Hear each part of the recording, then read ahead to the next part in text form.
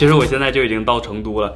昨天晚上我是2点多到的成都机场，然后早上地铁是6点的。我就想，我就不订别的房间，也不打车了，没有那么多钱，然后我就在机场蹲了大概4个多小时。那这一次来成都，我总共有2个想要解决的问题。第一个是四川火锅，是成都的火锅；第二个就是大熊猫。那今天晚上会约一个看我视频的人，然后一起吃火锅，非常爽。然后明天应该是去看一下大熊猫吧。然后接下来就是等我的自行车到，等麒麟到。我的自行车现在还没到湖南，特别慢。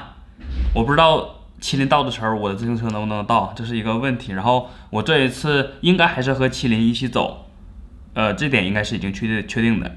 我和一会儿去吃火锅那哥们儿约在下午4点见，现在应该是下午2点，所以很快就可以去吃火锅。我真的特别喜欢吃这种重庆的还有成都这个火锅，因为在我最以前不喜欢吃火锅，就特别不喜欢，因为我们这边的火锅很少有那种麻辣底料那种的，然后我一直不喜欢吃，直到我在北京工作的时候，有一次我同学说可以去尝一下，从那开始就一发不可收拾了，就爱上了，就特别喜欢吃，特别喜欢吃。然后现在带你们看一下我住的这个房间，我这一次住的花了114块钱，那之前住的几次公寓式酒店大概都在100块钱以下，先给你们看一下。还是老样子，先给你们看一下这个房间整体，大概就是这么大，那其实不算小，挺大的。一个沙发，特别大的双人床，2个椅子和一个茶几。卫生间，这个卫生间还是挺大的。看我，到现在还没刮胡子，已经2天了。这一次我打算就骑行川藏，我要1个月的时间大概，然后我胡子都不刮了。就是现在已经挺长的了，我就不刮了，看1个月之后会有什么样的变化。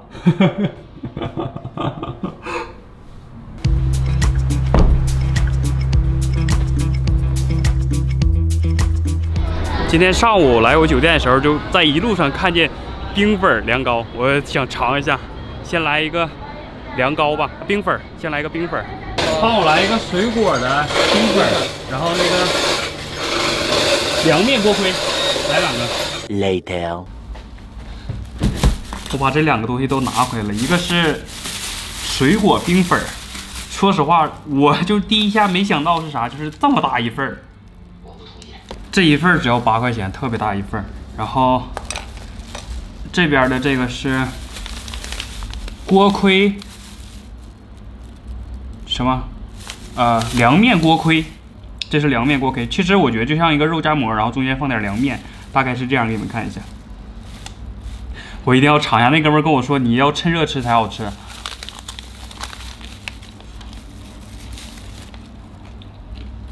还可以，但是稍微有一点凉了。这一份7块钱，我觉得分量也很足。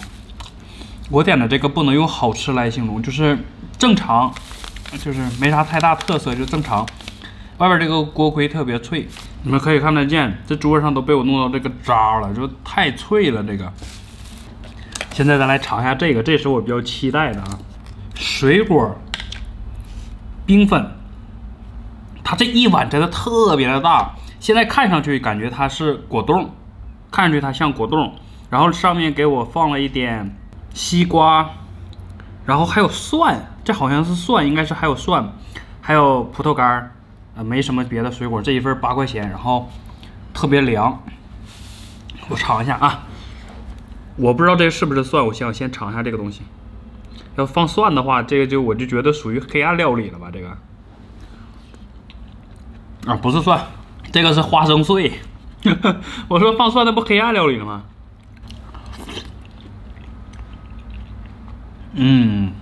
这个粉的口感吃起来它就特别像果冻，真的像果冻。然后整体这个感觉稍微有一点点甜，但是凉，非常的凉，吃起来特别爽。然后没有达到就是说我一吃哇，这就是应该四川该有的，没有达到这种感觉。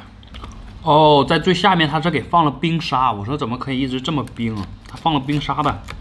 我觉得作为一个外地人来讲，如果这个里面西瓜放的更多，我觉得对我来说可能会更好一点。它这个粉太多了。正好借着这个机会跟你们说一件事儿，就是以前那些美食节目，无论是自媒体还是真正的那种电视的美食节目，他们都把那些一些吃的形容的太过于夸张了，你知道吧？就是让外地人感觉一来一吃这种东西就哇就会有那种感觉，但其实并没有。我吃了这么多，并没有。然后我跟着很多美食节目也吃过很多东西，就并没有哇的那种感觉，有的甚至还很糟糕。对，但我觉得这个冰粉算是不错了。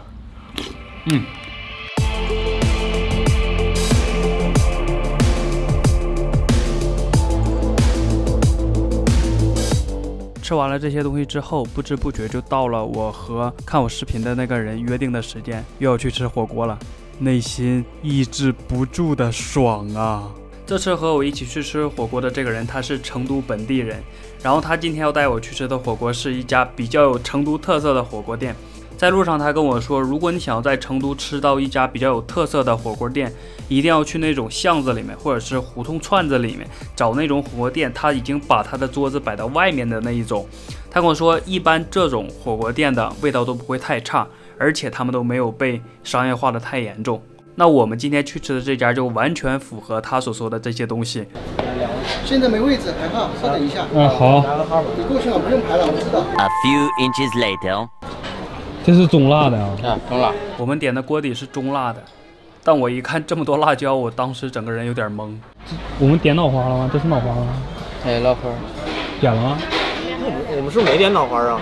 我们没点脑花。哎，帮我看一下那个单子啊，那个单子能不能帮我看一下？你看外面没脑花就好。哇，刚给我来了一个中辣爆鸡，现在又给我来个脑花爆鸡。说实话，脑花这个东西我吃过，口感吃起来还可以，但是心理上真的还是有一点接受不了。还好他这个脑花上错了，忘了给你点的那个了。你看那个毛肚，没点毛肚。不是点的，那个就是打出来吧，就是那个烫几秒的那个毛肚啊。大份吗？小份的？给我来个小份的嘛。还有2个油碟，刚才没有写。先说一下这个锅底，这个锅底它直接就端一个锅上来，然后锅底的那些东西都已经凝固在那个锅里面了，它只需要往里面加一些水，锅底就来了。这兄弟就是今天说要和我一起吃火锅的兄弟，要不要来简单介绍一下？我不用介绍了。这个是啥呀？这个油呗。油，这也是油。哎，我们2个人蘸料都是油碟，它这里的油碟主要就是由芝麻油、蒜、葱花、香菜，就这些东西组成的。这顿火锅实在是吃的太爽了。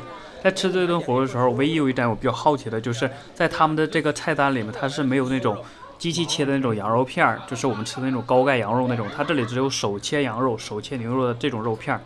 然后它这个锅底真的是太辣了，这个中辣程度越煮越辣，我真的是已经切身体会到成都人民能吃辣了，太强了。然后最开始我在吃蘸料的时候，我只倒了一半的香油，然后他跟我说，在成都如果你待久了，你会发现真正会吃火锅的人，他最后碗里都不剩一滴香油。然后我就把剩下的香油都倒在碗里面了，结果吃的是真的嗨，越吃越嗨。那我们这一次点的菜，2个人虽然钱花的不是特别多，花了200多块钱，但是菜品点的确实是有一点多，最后来导致我俩都没吃了。所以呢，我建议大家如果出去吃饭的话，还是量力而行，别点太多。一方面不浪费自己的钱财，另外一方面就是不浪费食物。然后偷偷跟大家说一个我为什么不等麒麟来我自己先吃火锅的原因，因为我过了几天就要骑自行车了，所以我必须要先吃火锅。如果我等麒麟来了，然后第2天出发吃火锅的话，那可能第2天我的菊花受不了。你们想想，骑车又热它又辣，我那感觉简直不敢想象。OK， 那今天的视频就到这里结束了。如果你喜欢这个视频的话，别忘了帮我点赞、关注、留言、评论、弹幕。我们下个视频见，拜拜。